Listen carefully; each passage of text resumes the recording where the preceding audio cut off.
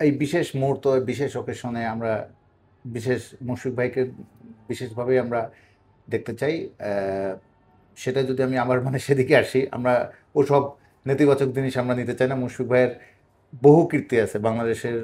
আজকে সব বাদ দিলাম, 100তম টেস্ট খেলার প্লেয়ার বাংলাদেশের নেক্সট আবার কবে আসবে এটাও তো ভাবাও কঠিন। ভাবা কঠিন।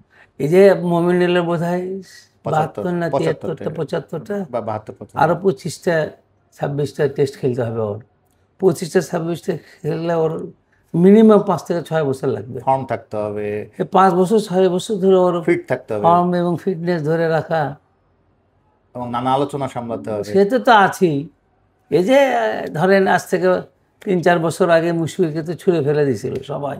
জি, অনেক মিডিয়াতে এমন এমন কথা হচ্ছে, মনে হচ্ছিল যে ক্রিকেট খেলতে আসাটা বোধহয় মুশফিকের জন্য যত ছিল না, ঠিক ছিল না। মানে আলোচনাটা এইরকমই হচ্ছিল যে হ্যাঁ, বয়স হয়ে গেছে, বুড়ো হয়ে গেছে, সবাই চলে গেছে। এবং এই টেস্ট শুরু হওয়ার একদিন আগে দেখলাম একজন লিখছে মুশফিক 100তম টেস্টে অবসর নিচ্ছেন। মানে অবসর তো যাওয়া লাগবেই, আজ হোক কাল হোক একটা সময় আসবে অবসর। দুনিয়াতে খালি অবসরই না, দুনিয়া থেকে মানুষ অবসর নেবে।